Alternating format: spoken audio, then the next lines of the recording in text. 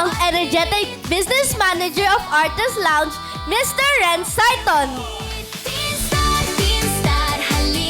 Hello everyone. Hello mga katingkadas. And hello Jamie. You're so pretty. Welcome po sa aming programa, Sir Renz. Pero bago ang lahat ay bumati ka muna sa ating mga manonood mula Luzon, Visayas at Mindanao. So yun, hello ulit mga Kateen Star, Katingkadas. Ayan. So welcome here and of course yung mga nanonood from Luzon, Visayas and Mindanao. Hindi lang to from the Philippines but of course around the globe. Ano po ang inyong pinagkakaabalahan sa buhay? Oh, so as you heard kanina a while ago, no, Jamie. So ako ay nag-work as a business development manager.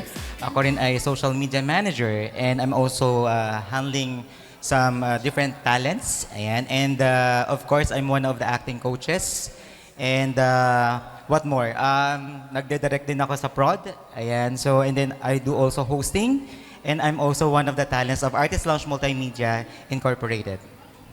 Sino si Sir Renz bago po kayo mapasok sa mundo ng entertainment? Oh, ayan. So, medyo tough yan, ha? Yan. So, malalaman nyo na. So, marami, no? I'm from a real estate company, international and local. I'm also from different five-star hotels around Parañaque and the Pasay area. Ayan, so naging supervisor ako. Ayan, so naging manager din tayo. And then at the same time, still, yung nag-tour guide pa ako before. Ayan, so na-tour ko yung mga around Luzon area. And marami pang iba. Ano po ang unforgettable moment ng isang Ren Saiton? Unforgettable. Ayan, so maraming pwedeng sabihin, pero only one thing is for sure. Siyempre, unforgettable. Gaya mo, Jamie, don't forget your childhood days and childhood memories. Kasi kagaya ko, lumaki din ako sa hindi ganun ka, magandang life. Hindi rin kami mayaman. Pero unforgettable sa akin kasi doon ako naging strong kasama yung mga neighborhood ko dyan sa Mekawayan, Bulacan. Paano po kayo napasok sa mundo ng entertainment?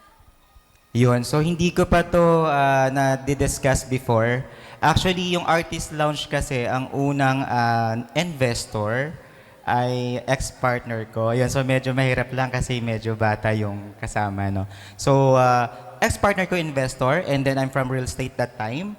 And then he offered me if gusto ko ba, gaya mo, Jamie, nung bata, gusto ko rin tong spotlight. Gusto ko rin yung showbiz. At gusto ko rin maging artista. Yun. So, hindi lang natuloy kasi 40 na tayo. Pero again, sabi nga, di ba, it's not about how your age, it's about your dream. Ayan. So keep going and continue. Para sa iyo, ano ang isang katangian na nais tunay na simbolo ng pagiging isang artist? Yun. So sana wag nating kalimutan at saka sa mga teens na nanonood kasi ang mga teens ay magaling yan absorb at nakikinig yan, no? So ang wag nating kakalimutan is of course maniwala at mag-pray lagi kay Lord and makinig sa parents and of course pagiging humble. Ayan. So let's be humble and be kind. Kasi kapag humble and kind ka, hindi mo alam tulad ngayon may mga nanonood sa'yo. Diba? Pwede kang makuha, may makikilala. Tulad ng mga tao na sa paligid ko ngayon, nakatrabaho ko na sila ng ilang beses and then right now, they're still believing in me, trust me, and then they invite me here. And then thank you of course, Tenkada, and sa mga staff. Paano po kayo napasok sa Artist Lounge as a business manager? Yun, sa Artist Lounge naman, again, inoffered sa akin to ng ex-partner ko, which is the previous investor, no? So, isa siya sa co-owner before. And then, nung inoffer niya sa akin, dahil dream ko rin maging part ng entertainment, because we do hosting also, yan, and then floor director, ayan. And I said yes. So, ginive up ko yung real estate, kasi sabi nga nila, di ba, if kung passion mo talaga, yung ginagawa mo, kapag happiness versus dun sa ibang work, you will choose your happiness, of course. And then, ito kasi parang nag-work ka, Jamie, na with, para kang naglalaro lang, para kang hindi mo nararamdaman yung pagod. Kasi, you're happy. Yan. So, parang work with leisure siya. Parang ganon. And pleasure as well. Tanong ko lang, ano po meron sa Artist Lounge? Oh. So si Artist Lounge, ayan, so maybe thank you, no, Jamie, for asking me that question. Kasi si Artist Lounge is nag-offer ng mga iba't ibang services, kagaya ng marketing services, and of course, brand ambassador. Especially ngayon, nauuso yung TikTok Live, MCN, or multi-channel network. So ang ginagawa namin, nag-ask kami ng mga different brands to promote via TikTok selling, and then we outsource din ng mga artists and mga actors and actresses from different networks and big networks. And then sila ang nag-live sell ng product to promote as well. And as you heard, then nagpapa-workshop din kami. Ayan, so nag-hones din kami or nag-mold, nagtitraining or nagtitrain ng mga different na mga future stars like you, Jamie. Ayan. So, ano mga best experience mo as business manager ng Artist Lounge? Best experience? Ang hirap pala pag bata. Hindi mo pwedeng ano to. Best experience kasi, Jamie, ang pagiging business manager, actually, Jamie, ayan, so medyo hindi siya ganun kadali. Pero ang pinaka-best experience, syempre, kapag na-close mo na yung deal, pag naka-meeting mo ng mga different clients, kasi syempre, kapag may mga clients ka, ibig sabihin, nagtiwala sila. So, ibig sabihin, nagra-run ng company ng maayos. And of course, it's your brand, and tutulungan mo yung mga different brands, micro, macro, and mega brands. May mga ganong terms, yung mga micro businesses, pwede natin yan i-help, and yung mga startup businesses. So yung mga best part, kasi na-promote mo ng maayos yung product nila at naibigay mo yung service or services na need nila para sa mga products and sa mga, of course, brands nila, Jamie. Paano po sila dyan makakapag-audition or paano po ba ang process po? Okay, so yung process before, actually we are just looking. Kami kasi we're very passionate when it comes to, naniniwala kami sa pag yung isang bata, gustong-gusto niya, Jamie, kagaya mo. Actually, we gave it for free. As you heard, right? Yes, we gave it for free before.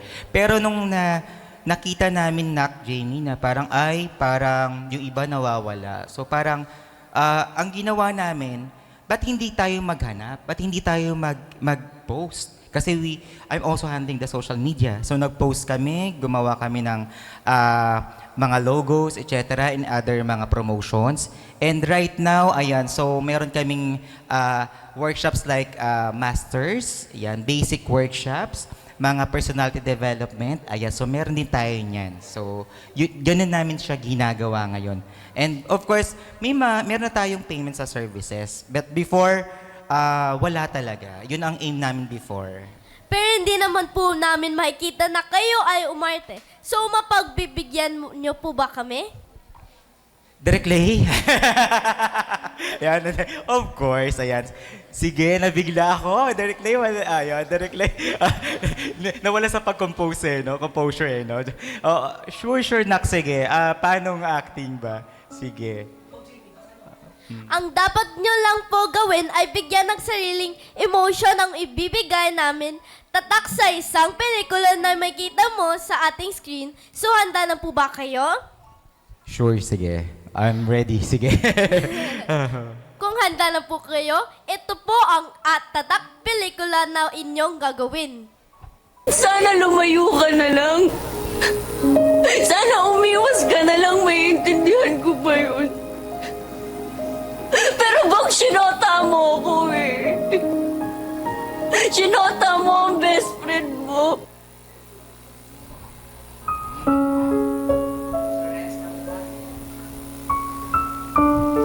Sana lumayo ka na lang. Sana iniwan mo na lang ako.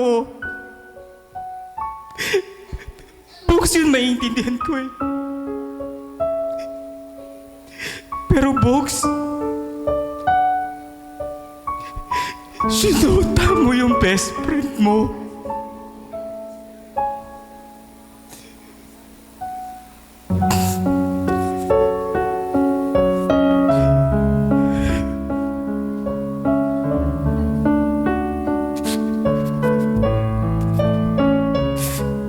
Sakit. Okay. Mahirap ba? Direk Leia, ha? Hindi ko ginagawa. Ang galing naman. Okay. Pero hindi naman pwede na hindi naman makikita sumayaw si Sir Renz kasi balita namin magaling daw po kayo mag-TikTok. Grabe pala mag-guest sa TikTok. Mapagbibigyan niyo po ba kami? Sino nagsabi nag-TikTok po ako? Hi, Jamie. Grabe kayo. Sige po. TikTok, sige, go. Thank you. Bruninho chegou, porra! Cadê as poputuras, caralho? Bruninho já chegou agora, a festa é no Brasil. Cadê as poputuras fazendo o quadradinho? Bruninho já chegou agora, a festa é no Brasil. Cadê as poputuras fazendo o quadradinho? Desce até o chão, esse é o bonde do Brunão. Desce até o chão, esse é o bonde do Brunão. Rebola pro Brunão, bola pro Brunão. Rebola pro Brunão, o Bruno tá em casa, festa no Brasil. O Bruno... Pa-slide na ako. Tunay na napakahusay ng ating fantastic guest na si Sir Renz Saiton. Pero sa ating pagbabalik ay may makakasama pa tayong fantastic guest dito lang yan sa programang Ikaw ang Teen Star